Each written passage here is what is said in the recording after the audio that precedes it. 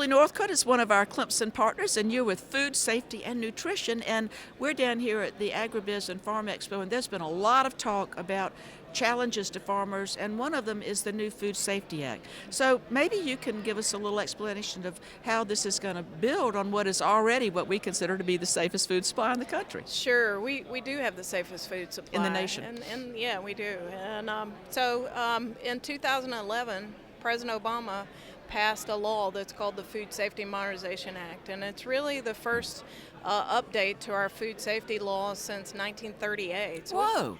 We've been operating under some outdated laws that have just been amended, multiple times. So it's a comprehensive law that has about 7 different components that are really going to impact everything that FDA does. So our goal is to try to get out and educate people as soon as possible on these 7 different components, 5 of which are major food laws. So the first one is the produce safety rule. And so this is one that will affect the farmers directly. Yes, there's a lot of room for exemptions under that law. If there is a producer or farmer that is making a commodity that is rarely eaten raw, then they would be exempt. And then there's also rutabaga. Yeah, right. No raw rutabaga. Right, no raw rutabagas. Yeah, that's right. So they would be exempt.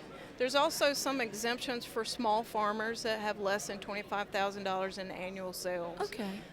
But what most people don't realize is that they might be exempt from one of those laws, but if they do something different with their farm, they could fall under some of the other laws. So the legal interpretation is going to be a part of the being compliant. Yeah, and our role will not only be helping them get certified, but knowing if they fall under which law and how to determine if they're exempt. So the one thing that is key for everyone to realize that if they are exempt, they still will have to keep really good records to demonstrate that they are exempt, because they're not going to just look at somebody's tax return or take somebody's word for it. They have to have really good records to show to either FDA or the Department of Agriculture that they're exempt from the law. So, how are you, with a relatively small staff, going to get this information out to the large number of people who are going to be affected? Yeah, that's going to be one of our challenges. One of the things that we have done is we've entered into a partnership with the Department of Agriculture, and we've got a new staff member that's coming on board that is funded through some grant money that is going to lead up our food safety modernization educational component. So all of us will be contributing, but I have a new person that is starting in about 2 weeks that has about 25 years of experience that will be coming to help us. And then what we've been trying to do is get as many people trained as possible. Our agents all over the state are going to be prepared to go out and offer these trainings. Is there an example of an additional step that would be used in vegetable collection from a field by a producer who is not exempt? Is there just an example you could give me of something extra that they'd have to do that they're not doing now? Well, the primary thing that I think is, because most of our farmers are doing everything that they need to do, it's just keeping good records to show that they are. Okay. The one added thing that I think is going to be a hurdle for them is they have to now collect water samples and send water samples off to be tested, and it's water that is directly applied to the produce. Okay. So it would be used in direct contact during irrigation of the fields.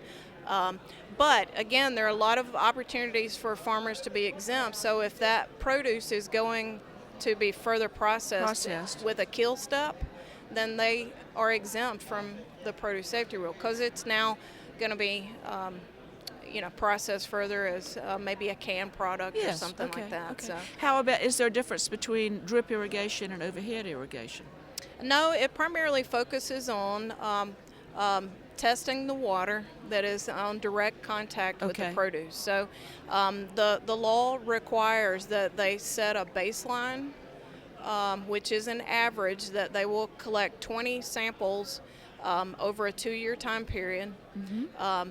And that 20 samples becomes your average, and then as the oldest sample drops out, a new sample comes in, and that 20 samples is like a moving window of average. And they're looking for certain things to be certain. Right. It's focused on E. coli. That's the indicator of making sure that's the one we don't want. That's the one that's we don't the big want. One. Yeah, right. Yeah. That's why we wash our cantaloupes before we cut them. It's true. Yeah, I'm glad because to hear we that. try to keep the animals out of the field, but there's a lot that we can't control. There is a lot. Yeah. So I think it's just remember that everybody is doing what they're supposed to be doing. It's just keeping good records now to prove it.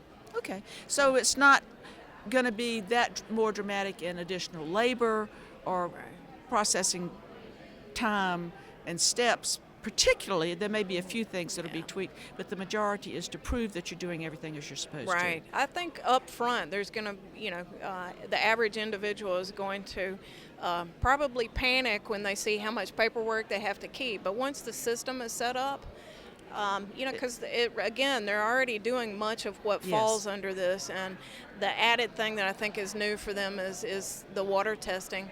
But it's just keeping good records. So, and once you have that as a part of your routine, then somebody's in charge of that, and that person sees to it that, that it happens. And the good news about the Department of Agriculture is, in our state, and I've worked with a lot of states around, they're really user-friendly, and they're cooperative. They're cooperative, and they really want to help individuals, and particularly farmers. So. That's an added bonus for us. The rapport there is very strong, very strong. Although it's not that they're giving them a pass, but I think what they've done is because it is such a supportive agency. It means that people aren't afraid to ask a question. Right. And when people get information, that's empowering. Yes, it is. Yeah. So we're glad to be cooperating with them. So. Well, I'm glad that you're a part of it, and I look forward to having you continue to keep us apprised of this and sharing that information with the producers. Thank you so much. It's always a pleasure to visit with you. Come see us a lot. Okay.